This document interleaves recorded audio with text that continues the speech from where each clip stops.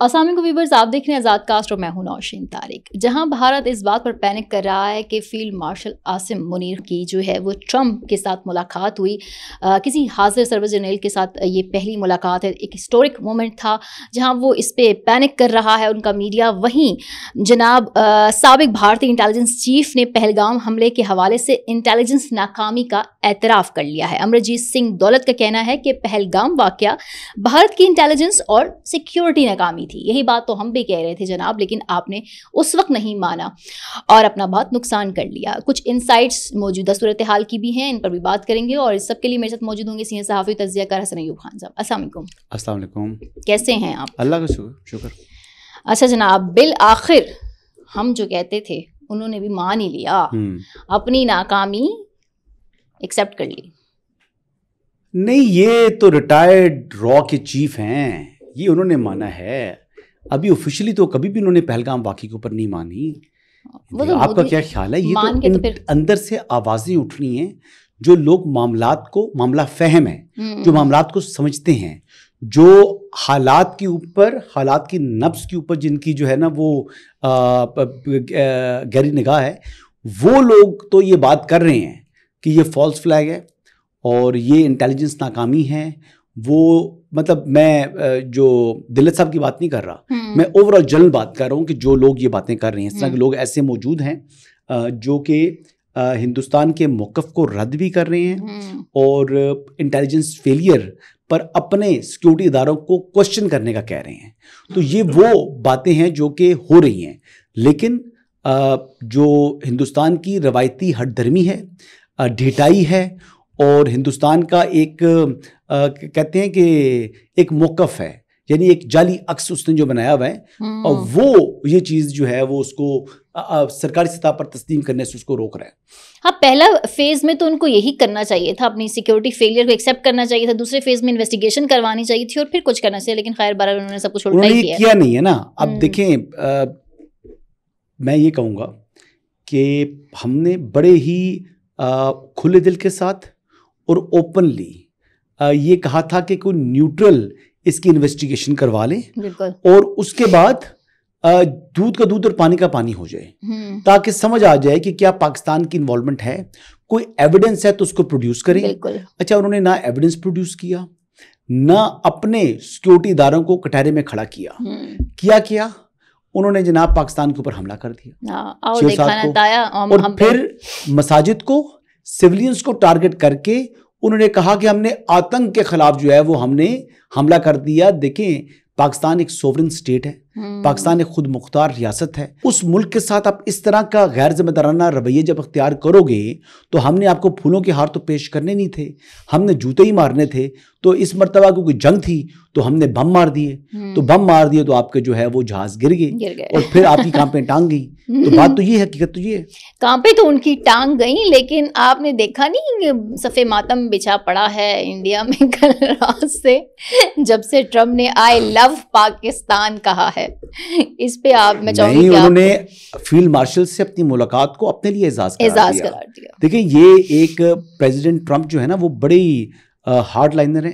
President Trump جو ہے نا وہ ویسے کسی بندے کی مفت میں تعریف کرتے نہیں ہیں، اور کیونکہ فیلڈ مارشل عاصم منیر نے اپنا لوا منوایا ہے، پاکستان کے وقار کو بین الاقوامی سطح کے اوپر بلند کیا ہے، اور اب دنیا کی سپر پاور کا پریزیڈنٹ ان سے ملاقات کو اپنے لیے جو ہے وہ باعث فخر قرار دے رہا ہے. ٹھیک ہے، تو وہ کہہ رہا ہے کہ اٹ واز آنرڈ میٹنگ ہم. تو یہ عزت اللہ کے پاس ہے، یہ اللہ نے عزت دی ہے. حالانکہ کچھ لوگوں نے تو ان کے اس دورے سے متعلق پہلے ہی کیا سرائیاں شروع کر دی. جو جن معاملات کے اوپر، جن امور کے اوپر گفتگو ہوئی، جو سب سے بڑی اب جو کوشچن آپ کر رہے تھے نا کہ پاکستان جو ہے وہ پہلگام واقعہ اس کے کانٹیکسٹ میں اگر دیکھا جائے تو صدر ٹرمپ نے پاکستان اور امریکہ کے درمیان جو انسداد دہشت گردی کے اوپر جو جاری تعاون ہے اس کو جاری رکھنے پر اتفاق کیا ہے. پہلی بات انہوں نے کہا ہے کہ کاؤنٹر ٹیررزم میں پاکستان اور امریکہ کے درمیان جو کوآرڈینیشن چل رہی ہے وہ جاری رہے گی. ٹھیک ہے، اور دوسرا اس ریجن کے اندر، پاکستان انڈیا کے نہیں، ریجن کے اندر جو پیس سے متعلق، قیام امن سے متعلق جو پاکستان کی کوششیں اس کو سراہا ہے. یہ آپ کو پتہ ہے کہ جو डिप्लोमेटिक वर्ड्स में एक एक लफ्ज का एक मायने होता है, एक एक लफ्ज की एक अहमियत होती है, फेस एक्सप्रेशंस की वैल्यूज होती हैं। तो वो जिस तरीके से उन्होंने पाकिस्तान को जो है और पाकिस्तान की जो इस कोशिशों को सराहा है, ये हिंदुस्तान के चेहरे पर अमली थप्पड़ मारा है प्रेसिडेंट ट्रंप ने। तो इसीलिए सफे मातम बिछा हुआ ना। एक तो उनसे पहले, उनके किसी भी नुमाइंदे से पहले पाकिस्तान को ये दावत मिली, बिल्कुल ठीक है। और दूसरा, पाकिस्तान के जो फील्ड मार्शल हैं, जिनको वो कहते हैं कि जो पाकिस्तान की आर्मी जो है बेसिकली ये आतंकवाद फैलाती है। हाँ, बिल्कुल। वो कहती है कि they are the main reasons behind it, they are the source of basically terrorism. मौकफ उनका ये है। तो उस मौकफ के जवाब में क्या हुआ कि लंच के ऊपर व्हाइट हाउस के अंदर, कैबिनेट रूम के अंदर उनको दावत दी गई in the absence of civil government. आप समझिए बात, ये कोई छोटी बात नहीं है। ये मेरे ख्याल से कि दुनिया की तारीख का पहला को आर्मी चीफ है जो कि प्रेसिडेंट ट्रंप से इस तरह मुलाकात कर रहा है। और उनके साथ जो नेशनल सिक्योरिटी हमारे एडवाइजर हैं NSA, जो कि हमारे DGI भी हैं, आसिम मलिक साहब, वो भी मौजूद थे। दूसरी तरफ से मार्को रूबियो भी मौजूद थे। फिर तीसरा अगर हमारा देखा जाए तो हमारे इंटीरियर मिनिस्टर थे। हाँ, जबकि दूसरी तरफ उनकी तरफ से जो मशरिक वुस्ता के लिए उनके नुमाइंदा खुसूसी हैं वो मौजूद थे। तो ये कोई मजाक तो नहीं था। ये एक यानी अमेरिका के तमाम संजीदा लोग उस लंच के ऊपर मौजूद थे। 1 घंटे की मुलाकात थी जो 2 घंटे के ऊपर एक्सटेंड हो गई। और उसके बाद क्यों एक्सटेंड हो गई? क्योंकि जो इंफॉर्मेशन, जो मामला फहमी, जो even in context of Iran Israel context, जो वो बात गुफ्तगू हुई, जो रियल पिक्चर पाकिस्तान की और इस खित्ते में पाकिस्तान और इंडिया की कॉन्फ्लिक्ट की थी, वो उन्होंने वहां पर सामने रखी है। और देखें, आसिम मुनीर साहब फील्ड मार्शल, वो आर्मी चीफ हैं, बेहतरीन फौजी हैं, वो हर लिहाज से ठीक है। लेकिन एक चीज जो उनके वो जो है ना वो ब्लेस्ड हैं, जिससे जो उनके कैडेट के जमाने से, when he was a cadet, जब वो जो OTS लॉन्ग कोर्स जो था ना उनका मंगला, वहां से जब वो निकल रहे थे, जो उनकी प्रोफाइल बनी थी और उसमें जो उनके बारे में उनकी जो रिपोर्ट है उसमें कहा गया था कि इनके पास जो अपना मौकफ को बेहतरीन अंदाज में पेश करने की सलाहियत मौजूद है, जो कि आम आदमी से अबव है। तो वो उस टाइम पर जब उनका एक्सपीरियंस नहीं था, when he was a raw, he was a basically cadet, तो कैडेट के जमाने में कम्युनिकेशन कमांड ये थी उनकी। तो अभी तो आप देखिए कि वो तो मतलब जो है ना वो नेक्स्ट लेवल गुफ्तगू, मैंने जिंदगी में कभी इतना अच्छा मुकर्रर नहीं सुना। वो जिस तरीके से बात करती है, उनकी गुफ्तगू में कुरान रिफ्लेक्ट करता है, वो कुरान की ही बेसिकली रेफरेंसेस दे रहे होते हैं। तो आसिम मुनीर साहब की जो गुफ्तगू करने का सलाहियत है, he is not a common man.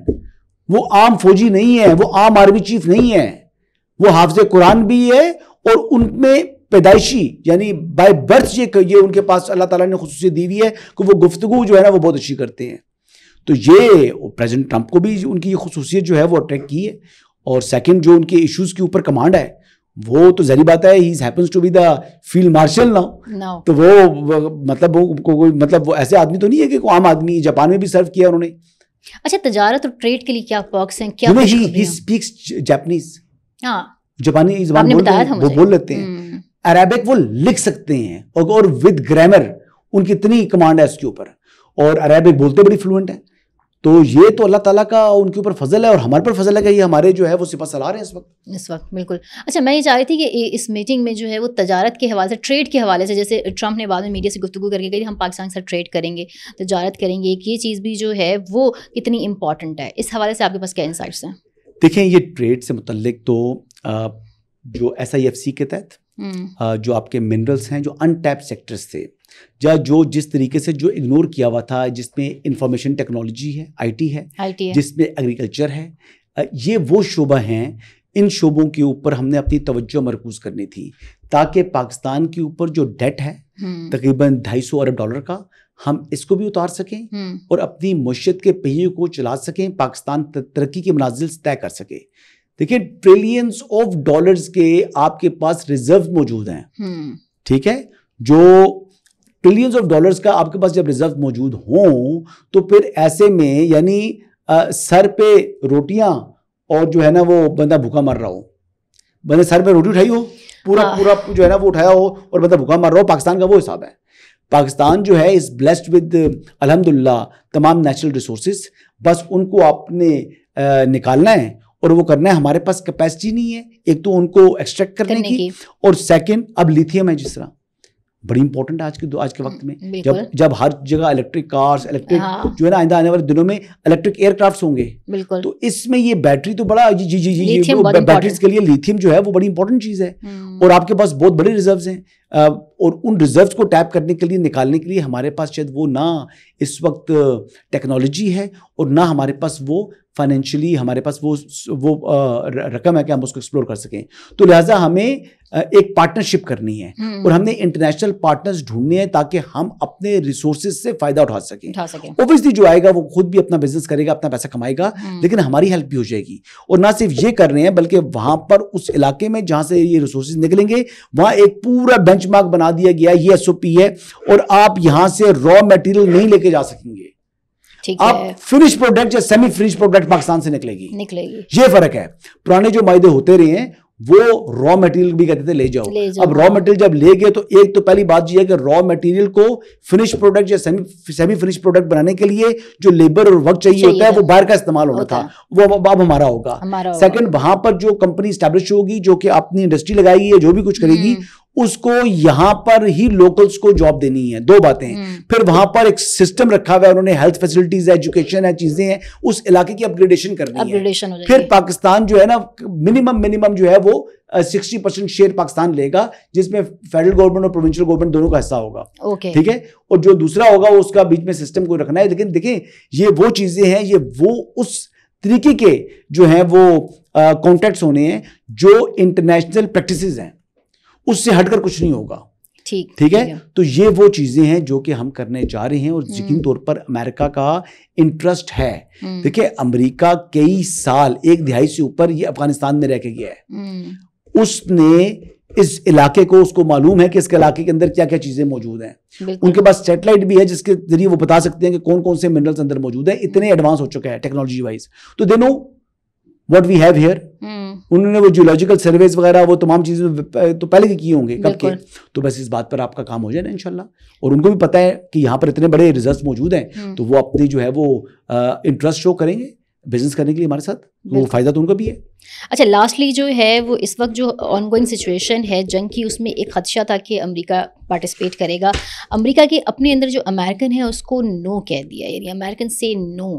کہ اب ایک انہوں نے سروے کیا ہے CNN اور YouGov نے، اور اس میں جو ہے وہ صرف 16% نے جو ہے اس جنگ کی حمایت کی، 60% نے مخالفت کی ہے. اور وہاں کہا جا رہا ہے کہ امریکن مصنف سے لے کے سابق چیف اسٹریٹجک تک اور پھر ریپبلکن اپنے لوگ بھی اس جنگ کی مخالفت کر رہے ہیں کہ امریکہ اس میں پارٹیسپیٹ نہ کرے. آپ کیسے دیکھتے ہو اور کیا یہ چیز کسی طریقے سے پریشر بلڈ کر سکے گی کہ وہ اس جنگ میں نہ کودیں؟ پریشر تو ہے، آلریڈی پریشر ہے. پریشر بلڈ کرنے کی ضرورت نہیں ہے. بہت باتیں ہوتی ہیں ود ان USA ہو رہی ہیں، ود ان یورپ ہو رہی ہیں. یورپ کے اندر آپ دیکھ رہے ہیں نا کہ اسرائیل سے متعلق کتنے بڑے بڑے پروٹیسٹ ہو رہے ہیں. اصل میں تو اسرائیل بیڈلی ایکسپوز ہو گیا غزہ کے اندر. غزہ کے اندر تو دیکھیں نا کوئی ایسی چیز موجود نہیں تھی جہاں سے ان لوگوں کے اوپر جس طرح انہوں نے ظالمانہ کارروائیاں کی. اس کے بعد سے جو ہے نا ایک ڈکلائن شروع ہوا اور مختلف کچھ ممالک نے ان جو حالیہ اس کے مظالم میں اسرائیل، اس کے بعد فلسطین کو ریکگنائز کرنا شروع کر دیا ایسا ملک.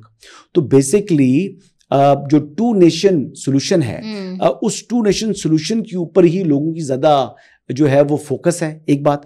اور دوسرا اسرائیل جو ہے وہ ایک ایسا مونسٹر، اس کو اب ویسٹ جو ہے کہ اندر لوگ دیکھنا شروع پڑے، نوٹ اسٹیٹس. دیکھیں نا اب G7 کا اعلامیہ آپ نے سنا ہے. وہ کہہ رہے تھے جی ایران کو کسی صورت جو ہے ایران خطرہ ہے امن کے لیے. اور ایران کی جو یورینیم انریچمنٹ ہے وہ 60% تک لے گئے ہیں. لیکن وہ ٹریٹی کو کس نے، اس کانٹریکٹ کو کس نے ختم کیا جو سائن کی ہوئی تھی اسرائیل نے، پریزیڈنٹ ٹرمپ نے 2018 میں. اب 2018 کے بعد پھر وہ جس طرح 3% کے حوالے سے وہ یورینیم انریچمنٹ کر رہے تھے، وہ آٹومیٹکلی جب آپ نے اس ٹریٹی سے باہر نکل گئے، جب آپ نے اس کو فارغ کر دیا تو پھر کام ایسے ہی چلتا ہے. تو یہ چیزیں ہوتی ہیں، کچھ ایکشنز ہوتی ہیں، کچھ ریئیکشنز ہوتی ہیں. لیکن بہرحال ایران بھی اگر تھوڑی سی فلیکسیبلٹی شو کرے اور اس وقت معاملات کو سمجھے، کیونکہ ایران کے اندر بہت تباہی ہو چکی ہے، تو عوام کو محفوظ رکھنے کے لیے اور کوئی ایسا رسپیکٹیبل سولوشن اگر نکلتا ہو ایران کے لیے تو ایران کو بھی اس ڈائلاگ کی ڈیل کو ایکسیپٹ کرنا چاہیے، جو یہ میری ذاتی رائے ہے. اچھا، یعنی آپ کی ذاتی رائے ہے کہ لچک لانی چاہیے. لچک لانی چاہیے. دیکھیں نقصان اسرائیل کا یقین طور پر ہو رہا ہے، لیکن اتنا نقصان نہیں ہو رہا جتنا ایران کا ہو چکا ہے اور جتنا ہو سکتا ہے. تو لہٰذا میرے خیال کے مطابق آپ کو آج ہلکا سا کمپرومائز کر کے تو آئندہ آنے والے وقت کے لیے اپنے آپ کو تیار کرنا چاہیے، اپنے لیے بریتھنگ اسپیس لیں اور then come back stronger if needed. Thank you very much. So مزید انسائٹس کے لیے مجھے دیجیے. اللہ حافظ.